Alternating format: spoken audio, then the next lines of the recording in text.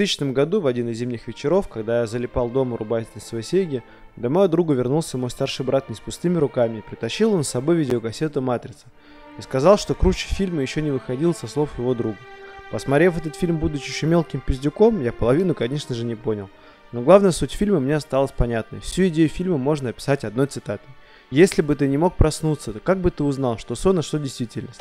Спустя 6 лет после выхода первого фильма в свет успело выйти 2 видеоигры по мотивам фильма «Матрица». Сначала в 2003 году выходит Enter the Matrix, а затем в 2005 году выходит «Матрица. Путь Нео». Скажу вкратце про первую часть игры. Мне она понравилась, и прошел я ее всю. Но очень хорошо запомнил, что в ней были квадратные колеса. И все-таки на дворе был 2003 год, и можно было постараться, наверное, сделать их круглыми как минимум по умолчанию. Самым же, конечно, большим разочарованием от этой игры это были все-таки не колеса. А всех игроков оно было одним и тем же, это отсутствие самого Нео. Блять, как так разработчики могли сделать, вообще непонятно. Выпустили игру по вселенной Матрицы, и в ней вы не то что не играете за Нео, его просто там вообще нету. Вы играете все время за второстепенных персонажей. Ну и хрен с ним, это не помешало игре продаться прекрасным тиражом и стать очень даже популярной среди геймеров. И, наверное, она у каждого стояла на компе рядом с такими играми, как Max Payne, Splinter Cell и прочими популярными играми тех лет. Разработчики все-таки молодцы. Спустя пару лет после выхода Enter the Matrix они решили засунуть Нео в видеоигру. Очень хорошее решение. И выпустили Матрицу Путь Нео. Как вы могли уже предположить, то речь в этом видео пойдет именно об этой части. Ребята, если бы вы знали только сколько у меня воспоминаний об этой игре. И все они очень плохие. Потому что в свое время я купил пиратский диск за 100 рублей для своей PlayStation 2 в магазине «Десятка». Для тех, кто помнит, что такое магазин, ставьте лайк.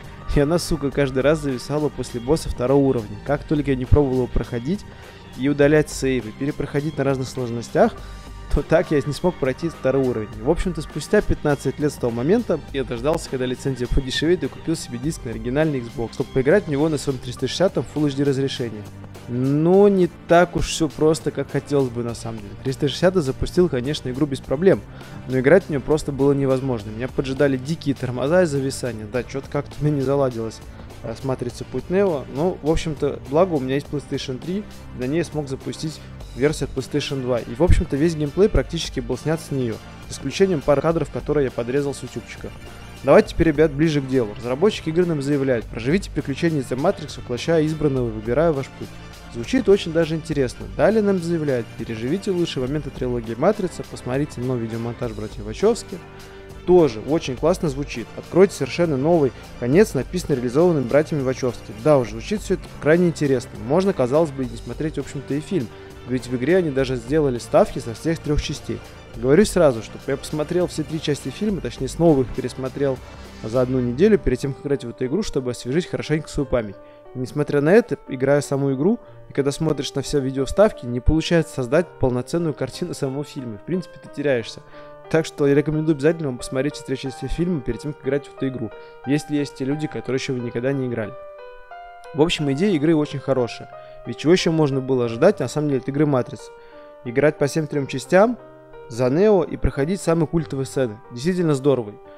Ну, а теперь давайте о самой игре с моей точки зрения. Но подождите. Перед тем, как говорить о моей точке зрения, о моем личном опыте, мне хотелось бы просто вам процитировать статью игромании по поводу Матрицы Путь Нео. Над Матрицей тяготеет какое-то проклятие. 3-я игра подряд. Не забудьте еще про The Matrix Online. Результат все тот же. Что это головотяпство братьев Вачовски, халатность разработчиков, случайное стечение обстоятельств или происки самой Матрицы? Ответа мы не знаем. Не знаю, как вам, но лично я с таким заключением далеко не уеду. Точнее, мне стало понятно, что ничего не понятно. И, в общем-то, прочитав еще парочку рецензий из других журналов и посидев немножечко в интернете, посмотрев пару обзоров, я решил все-таки самостоятельно поиграть в эту часть и сделать свой видеообзор. Перейдем мы сразу к конкретике. Игра просто охренительно четко следует фильму. Я на полном серьезе. Мы прям начинаем с самого начала, как Нео выбирается из офиса. Потом тратим, правда, около часа игры на обучение кунг-фу, что в принципе тоже по фильму. Но все идет в хронологическом порядке, с небольшими оговорками. В первом уровне, например, где мы выбираемся из офиса, в фильме нас схватили агент Смит. Здесь же у нас получается убежать от агентов Смит, мы выбираемся на крышу и так далее. То есть, опять же, мы немножечко отошли. Но ничего страшного, мы все равно играем по сценам из фильма. Само обучение кунг-фу очень нудно и очень долго. Если в фильме оно ничего не заняло, то есть там показывают, что подключают к Матрице, а потом херак он говорит, я знаю кунг-фу, то тут мы это потратили около 6 уровней, причем очень скучно было их проходить. Ну, почему бы и нет. Правда, иногда, ребят, получается так, что уровень не совсем нам знаком, мы не можем сразу понять, где это по фильму. Но оно ведь и понятно, очень часто получается так, что уровни, которые мы проходим, как бы показывают сцены, которые остались за кадром. Так вот, например, мы сбегаем из дома, в котором залагала матрица. Ну, вы, наверное, помните эту сцену из фильма, где кошка пробежала дважды, и он говорит, что у меня было дежавю. Но в самой видеоигре этот уровень немножечко отличается. Так вот, например, мы сбегаем из дома, в котором залагала матрица, попадая в канализацию. В фильме на этом событии как бы заканчивается, но на самом деле в игре еще дают возможность насладиться этими самыми канализациями и потратить на это около 20 минут игры. С одной стороны, задумка классная, с другой стороны, все-таки уровни были затянуты и скучные, и очень даже однотипные, к сожалению. Кстати, этот самый уровень, который по фильму немного странный, там, где матрица лагает. В фильме все было коротко и понятно, тут матрица делает нам как бы ловушки, и бегаем мы из комнаты в комнату, пытаясь найти выход. В общем, вы поняли, что разработчики все-таки немного схалтурили и занялись тем, что копипастили просто локации в этом уровне. Ну ладно, давайте дальше посмотрим, что нас ждет самой в этой игре. После канализации мы идем спасать Морфеуса. Тут геймплей реально оживает. Мы сначала оказываемся, как в фильме, в небоскребе, наваливаем охране, затем попадаем на крышу и деремся со Смитом.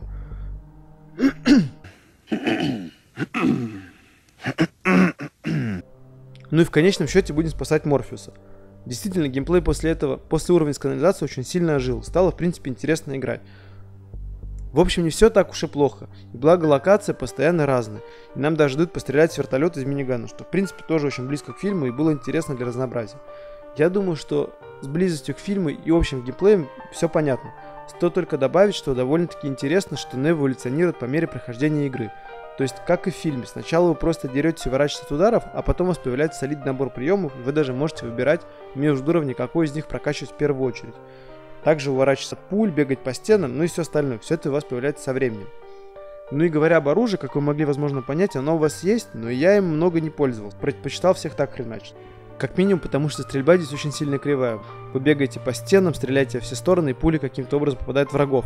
И стрелять не очень интересно, потому что можно делать огромное количество выстрелов, а враги как будто неубиваемы. В принципе, интереснее их просто бить. Чуть не забыл, тут, конечно же, есть и уровень по известной сцене, где Нео дерется с огромным количеством агентов Смит. Это сцена из второго фильма, которая нам, возможно, хорошо запомнилась. И уровень довольно-таки неплохой, и очень здорово, что разработчики сильно дали нам возможность поиграть именно на этой сцене. Но опять же, да, небольшой косячок есть все-таки. Из агентов Смит, с которым вы деретесь, их может быть 3 или 4, а остальные лишь бегают для массовки, к сожалению. Видимо, то ли они побоялись, что железо приставок не справится, то ли просто они решили схалтурить и подумали, так сойдет. Заканчивается сама игра с боем с агентом Смит, что опять же идет прямо по фильму, как и в третьей части. Но опять же, да, есть небольшая оговорка. Не просто агента Смит, а трансформера агента Смит. На самом деле немного дико смотрится, но что поделать, такой был замысел разработчиков. Давайте, ребят, пару слов о графике. Она не отстойная, но и не хорошая, ведь все-таки тогда у нас был уже Splinter Cell Chaos Theory, это была уже третья часть Splinter Cell с довольно хорошей графикой. А Матрица все-таки видно, что она немножечко отстает, и она слабовата для тех лет. Но в принципе она нормальная. Из плюсов можно лишь сказать то, что в ней была разрушаемость объектов. И в принципе это был не очень частый гость в 2005 году видеть игры, в которой была хоть частичная какая-то разрушаемость, хоть и скриптовая, но она была. Это действительно удивительно, меня очень сильно порадовало. И мне кажется, что это сильно приятно, что разработчики это добавили в игру. Так интереснее даже получается. Так каково же мое заключение по этой игре? Скажу вам, что игра годная, реально. Конечно, не революция в игровой индустрии, но для любителей трилогии Матрицы эта игра, возможно, и очень сильно даже, подчеркивает слово «возможно», дает расширить ваше видение и заглянуть немного за кадр самой вселенной Матрицы, понять ее даже лучше. Если вы, ребят, не играли никогда в игры по Матрице и вы не смотрели фильмы по Матрице, то можно в нее не играть, она вам не понравится. А если вы сильно смотрели фильмы по Матрице и, возможно, даже играли в Enter the Matrix, то, в принципе, стоит поиграть в Матрицу Путь Нео. Она помогает лучше увидеть саму вселенную по Матрице, и я бы вам рекомендовал в нее поиграть. Если вы, ребят, досмотрели это видео до конца, ну или просто же перемотали ролик, то я вам все равно благодарен. Если вам было интересно, ставьте лайк, подписку, и мы обязательно скоро увидимся и поговорим еще в других видео. До скорых встреч!